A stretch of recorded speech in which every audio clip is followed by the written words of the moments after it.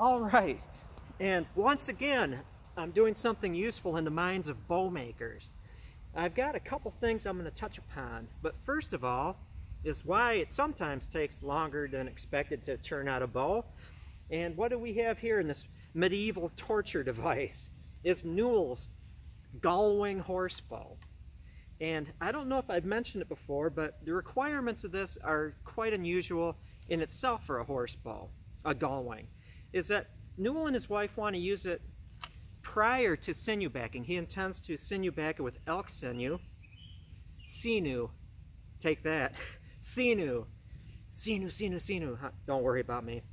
Oh, okay, so it needs to be, the limbs need to be light enough compared to the thickness of the handle so that the reflex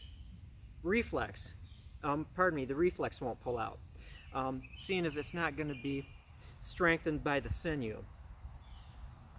As far as getting it down to a correct weight, it's also going to be lighter. Not only is it going to be used prior to sinew backing, it's going to be lighter than a typical one because his wife wants to use it too. And I've got a couple options.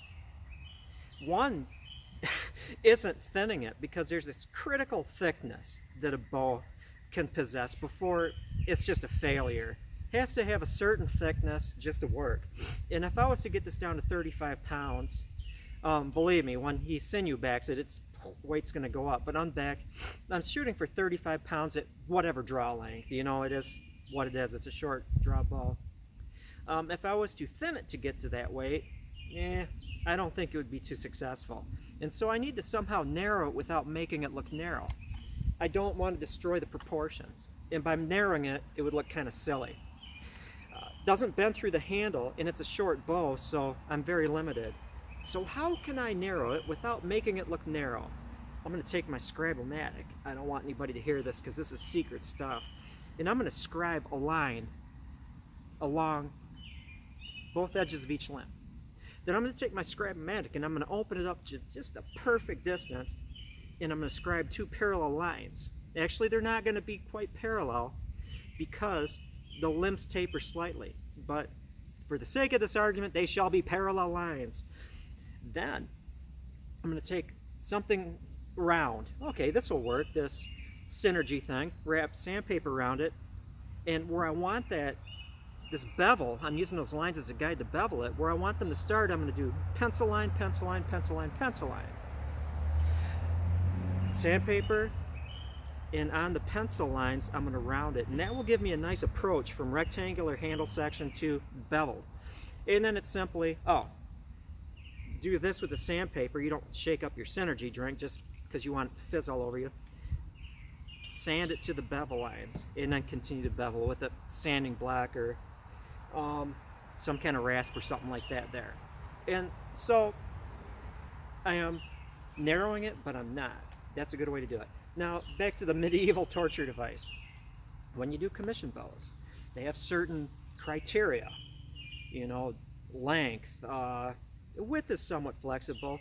Draw weight, for example, draw length. And when you're doing something to that degree of specification-ness, sometimes you can get tripped up. And a commission bow can take like 4 times as long to do, you know, provided that it's not just perfect the first time. And this is a good example. This is elm, red elm, Ulmus rubra.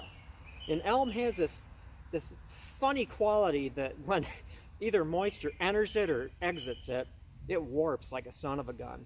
And so the handle was not in alignment with the tips. It was off to the edge. You know, if you draw like a straight line or use a bowstring, center tip, it was not in a good spot. So I had to take my bending form, and using blocks and stuff, I'll give you a close-up. See, I had to take these blocks and then kind of inset them so the bow is actually pushed this way. And just to be absolutely careful, I drew little arrows on it to show me which way to do it so I didn't compound the problems. And then just clamped this thing onto the side, cushioned my clamp right here so I could yank that handle this way. And it's edge bending. And over 1 inch wide of wood, and so that's quite a bit. Luckily I didn't have to move it too many degrees off, But here's how I did it. I had it all clamped and ready to go, so I wouldn't be wasting any time taking it from the steam to moving it. I've seen people on YouTube steaming stuff, and they'll steam the wood and then casually walk outside. And 5 minutes later, they start moving it with the clamps. No. Conceivably, and I can, with my clamping system already installed, wait 15 minutes, tighten the clamp, wait another 15 minutes, tighten the clamp. And so it never leaves its hot bath of steam while I am causing movement in it. That's why I always have it in the form before I steam it. In this case, before I started tightening the screws, I let it steam for 35 minutes. That's an inch. That's more than an inch I'm side bending through there. So, darn it, I'm going to be patient.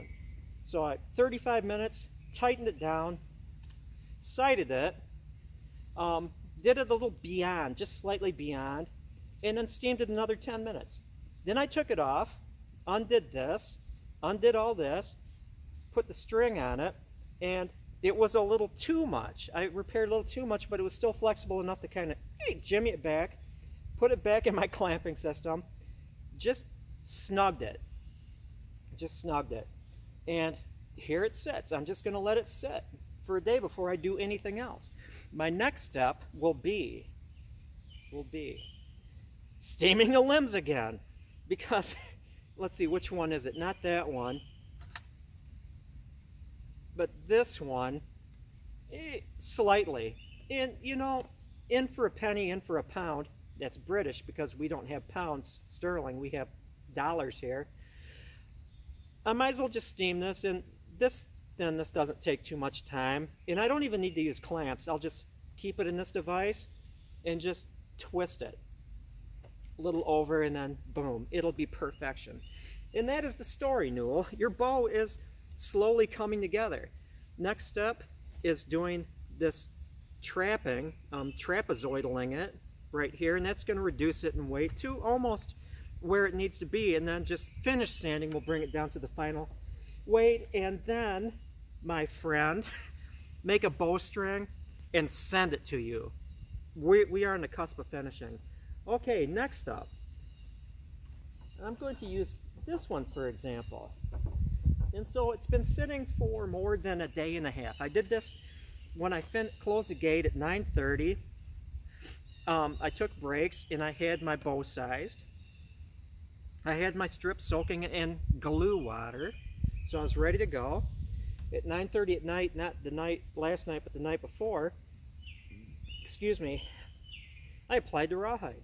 Yeah, I truly love using the hide glue over Titebond. For one thing, you stick it down. You don't even need to add extra glue. If you've got it sized right and you've got wet strips that we're soaking in glue water, hide glue water, just lay them on there. They're stuck. However, I did lay it on there, peel it in half back, so I had bare wood, rub some more glue on there, the full strength stuff, lay it down there, do the same on this side, rub glue on there, slap it down, repeat it on this, fuss with it.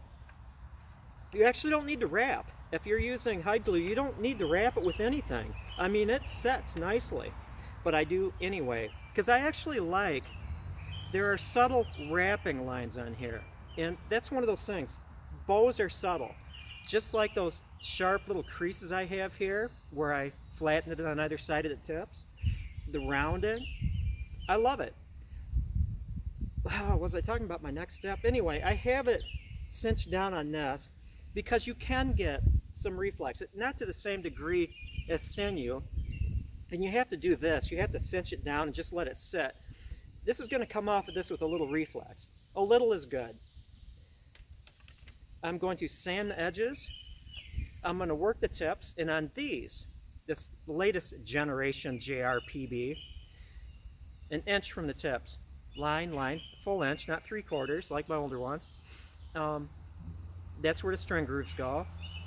Work the tips, sand this in this area. I still have to do some final tillering here, but I want this to be done to the point where I can then wrap it with a good band, 2.5 inches of sinew right here. All visual. It's just for looks, but it adds so much. The subtlety of bows. I'm looking at this. When I do apply it, squish out the air bubbles. I might even take a coffee mug or my Synergy organic kombucha and rub it at an angle like this if I need to get the air bubbles out. Another benefit of using gauze, you wrap it with gauze, and you can tell by running your fingers down the edges whether or not that strip has shifted when you were wrapping it, because there is some movement potentially, a lot more so with Titebond. I mean, it's slippery and that rawhide can just slip over. Whereas with the hide glue, you stick it down, it's tacky, it's not going to go anywhere. But you can still get some slippage or what have you. And with that gauze on there, you can feel the edges where the rawhide is. And you don't even need to unwrap it to fix it. If it's slipped over this way, under the gauze, without removing the gauze, you can just take your palm and slide it back into position. Not so easy with hide glue, really easy with Titebond. When I remove the gauze, when I use hide glue, it's nice. It's so much nicer. If you've rawhide backed with Titebond glue, you notice that your ace bandage or your gauze is like glued to the bow and you have to just rip it or cut it and then sand it off. There was no cleanup done. Look at that. There is not one single gauze fiber on there because it came up cleanly. Hide glue, a wonderful thing. I don't know what else to say about that. If you have any questions on this rig, which do not be afraid of this, all you need are a bunch of clamps. You can do that. You can get clamps. All you need is a bending form.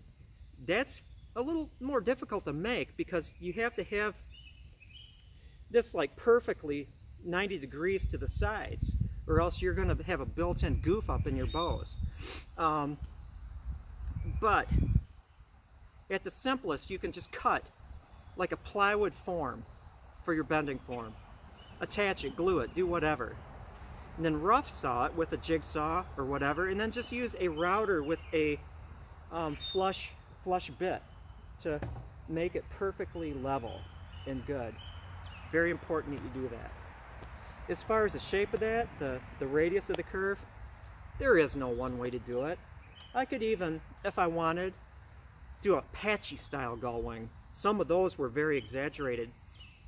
I could use this form, bend it to this way, and then take some pieces of wood, thin pieces of wood, put it between the bow and the form, and redo it. I could get this as bendy as I want with the same form by just blocking it up, shimming it up. Simple, simple. On these, I don't use a form for these. That's simply old style because it's thin wood and you don't have that much of a bend in it. Steam it, being very careful you don't twist it. Or if you have to twist it at that point. But that's my story. I am sticking to it. Have a good one. Make your bows today. That's a good thing to do. Thumbs up. Over and out.